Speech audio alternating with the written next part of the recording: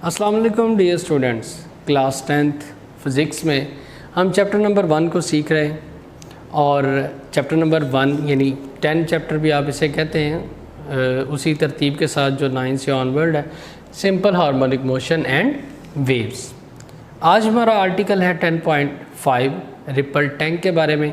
इसके बारे में क्वेश्चन कुछ इस तरह से, ये लॉन्ग क्वेश्चन है और बोर्ड में क्वेश्चन इस तरह से आ जाता है, what is ripple tank, explain it's working, कि आपने इसकी वर्किंग को बताना होता है। बहुत स्मार्ट सा, छोटा सा और बहुत इजी आपका ये लॉन्ग क्वेश्चन। इसके अंदर चंद एक हेडिंग्स हैं जिनको आप देखेंगे और एक डायग्राम ही है। रिपल टैंक में आप जिन हेडिंग्स को लिखेंगे, सबसे टॉप पे सेंट्रलाइज आप लिखेंगे रिपल टैंक की हेडिंग को, वहाँ आप आर्टिकल यानी आर्टिकल नंबर को मेंशन नहीं करेंगे। रिपल टैंक है क्या? A device to produce water waves, यानी एक ऐसी डिवाइस जिसको हम कहाँ यूज़ करते हैं? वाटर में वेव्स पैदा करने के लिए। और दूसरा, यानी ये दो काम करेगी ना, एक डिवाइस है जो वाटर में वेव्स पैदा करेगी और उन वेव्स का हम क्या करेंगे, फिर उनकी करैक्टरिस्टिक्स को स्टडी करेंगे। What we mean by characteristics, characteristics से मुराद है कि किस तरह की वेव्स पैदा हो रही हैं, और इसमें 3 टाइप्स हम सीखेंगे 1 by 1, जो कि नेक्स्ट लेक्चर का इंशाल्लाह पार्ट होगा।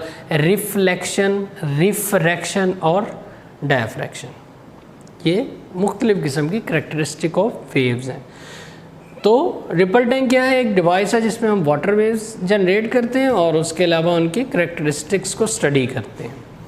बेसिक कंस्ट्रक्शन या कंस्ट्रक्शन, इसकी सेकंड हेडिंग आप देंगे जब आप इसे एज ए लॉन्ग अटेम्प्ट करेंगे। कंस्ट्रक्शन के अंदर मेजरली अगर देखा जाए तो इसकी 3 चीज़ें हैं। नंबर 1 पे आपके पास रेक्टेंगुलर ट्रे, एक टब टाइप यानी एक ट्रे है जो कि बॉटम से ट्रांसपेरेंट होती है, जैसा आप यहाँ पिक्चर में देख भी रहे हैं डायग्राम में। दूसरा इसका वाइब्रेटर, और तीसरे नंबर पे इलेक्ट्रिक बल्ब। चौथे नंबर पे कुछ ऑथर इसको कह देते हैं कि स्क्रीन भी इसका एक पार्ट है। आप लिखना चाहें तो वेल एंड गुड, नहीं लिखना चाहेंगे तो भी कोई इशू नहीं है। ज़रा इसकी डायग्राम से अंडरस्टैंडिंग करते हैं। 3 पार्ट्स यानी रेक्टेंगुलर ट्रे। यहाँ आपको एक रेक्टेंगुलर ट्रे नज़र आ रही है। अब इन चीज़ों को हम 1 by 1 एक्सप्लेन करते हैं और यही इसकी बेसिकली वर्किंग है। यानी यही 3 चीज़ें आप देखें तो वर्किंग की हेडिंग्स हैं। वर्किंग की आपने मेन हेडिंग दी, उसके बाद सब हेडिंग आएगी रेक्टेंगुलर ट्रे की, फिर आपके पास नेक्स्ट हेडिंग आएगी वाइब्रेटर, और फिर next heading and electric bulb. और इन हेडिंग्स में आप क्या लिखेंगे? जस्ट थोड़ी सी एक्सप्लेनेशन है वो किस तरह से। सबसे पहली बात है हमारे पास, यहाँ पे डायग्राम से अंडरस्टैंड करते हैं कि सबसे पहले एक आपके पास है रेक्टेंगुलर ट्रे, जिसका मैंने कहा बॉटम आपके पास ग्लास यानी शीशे का बना हुआ है। उसका क्या फ़ायदा होगा ये भी आपको पता चल जाता है। और ये जो ट्रे है ये तकरीबन हाफ मीटर, तकरीबन अप्रॉक्सीमेट हाफ मीटर हाइट पे एक टेबल के ऊपर रख दी गई है, ठीक है। इसके बाद इस ट्रे के अंदर हमने वाटर डाल दिया, और ये जो आपको एक फॉर्मेशन सी नज़र आ रही है ये है वुडन ब्लॉक। ये आपके पास रेड कलर में एक वुडन ब्लॉक है, लकड़ी का एक तख्ता जिसे आप कह सकते हैं, और उसके ऊपर हमने एक मोटर लगा दी है। वुडन ब्लॉक के ऊपर एक मोटर फिट कर दी गई है। अब होगा क्या कि जैसे ही आप इसको पावर सप्लाई देंगे मोटर को, मोटर ऑन हो जाएगी तो वाइब्रेट करेगी। जैसे ही मोटर चलेगी वाइब्रेट करेगी तो ये जो वुडन ब्लॉक है ये भी वाइब्रेट करना शुरू कर देगा। और वुडन ब्लॉक पानी के साथ यानी ट्रे में मौजूद पानी की सरफेस के साथ अटैच है। तो अब आप अंडरस्टैंड कर चुके कि जैसे ही आप स्विच ऑन करेंगे यानी पावर सप्लाई प्रोवाइड करेंगे, ये जो आपके पास वुडन ब्लॉक, मोटर जैसे ऑन होगी वाइब्रेट करेगी, वुडन ब्लॉक वाइब्रेट करेगा और इसकी वाइब्रेशन से वेव्स जनरेट होना शुरू हो जाएंगी, जो कि इसकी सबसे टॉप हेडिंग में भी था। रिपल टैंक है क्या? वाटर में वेव्स जनरेट करता है। इतना हिस्सा हमारा कवर हो गया कि ट्रे ने क्या करना है और मोटर ने क्या करना है।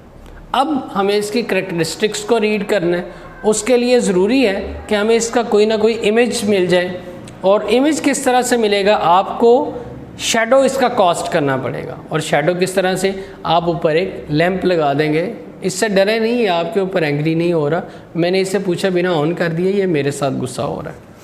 तो जैसे ही आप लैंप को ऑन करेंगे, बल्ब को, इलेक्ट्रिक बल्ब को ऑन करेंगे, डेफिनेटली इन सारी वेव्स जो मोटर यानी वुडन ब्लॉक के वाइब्रेट होने से इस वाटर में जनरेट हुई हैं यहाँ पे, ये सारी की सारी वेव्स का एक इमेज, एक शेडो नीचे स्क्रीन पे, आप वाइट पेपर रख सकते हैं या कोई स्क्रीन ले सकते हैं, ये उसके ऊपर आ जाएगा। और इस आपके पास जो इमेज आया है, इसके ऊपर आपके पास वेव पैटर्न मिलेगा आपको, जिसमें आपको दो तरह की वेव्स नज़र आएंगी, कुछ डार्क होंगी और कुछ ब्राइट। आप देखें dark bright, dark bright, dark bright, dark bright, एक पूरा पैटर्न मिल रहा है आपको शेडो का, ठीक है। इसके दरमियान कुछ हिस्सा ब्राइट है, कुछ हिस्सा डार्क की लाइनिंग है। तो जो यहाँ पे हमारे पास हिस्सा ब्राइट लाइनिंग का है उसको आप बोलते हैं क्रेस्ट। ब्राइट लाइनिंग को आप, वो किस चीज़ को रिप्रेजेंट करता है, क्रेस्ट को। क्रेस्ट क्या है, ये हम टाइप्स ऑफ मैकेनिकल वेव्स जब हमने सीखी थी, और जब हमने ट्रांसवर्स वेव्स की बात की थी, तो ट्रांसवर्स में हमने कहा था ऐसी वेव जो वाटर में भी जनरेट होती हैं।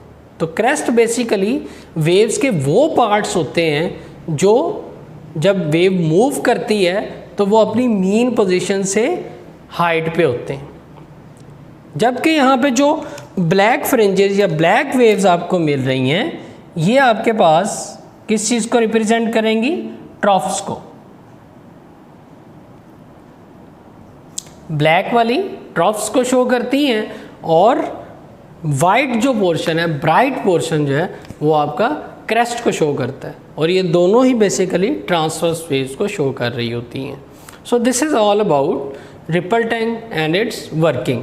बहुत से स्टूडेंट्स इसमें एक और गलती कर देते हैं कि वो इस लॉन्ग के आगे सारी करैक्टरिस्टिक्स को भी लिखना शुरू कर देते हैं जब ये बोर्ड में पूछा जाता है। बेटा करैक्टरिस्टिक्स के बारे में अलग से एक लॉन्ग आता है, ये लॉन्ग सिर्फ इतना ही है कि आपने बताना है रिपल टैंक क्या है, उसकी कंस्ट्रक्शन क्या है और उसकी वर्किंग क्या है। और ये आपके पास एक डायग्राम है जिसे आपने बनाना होता है, और इसी को आपने एलेबोरेट भी करना है। ये सिर्फ इतना सा छोटा सा एक लॉन्ग है। फर्दर जो एक्सप्लेनेशन है वो करैक्टरिस्टिक्स ऑफ वेव्स की है, जो अलग अलग शॉर्ट भी आ जाती हैं और एज ए कंबाइन लॉन्ग के तौर पे भी आ जाती हैं। Thank you so much.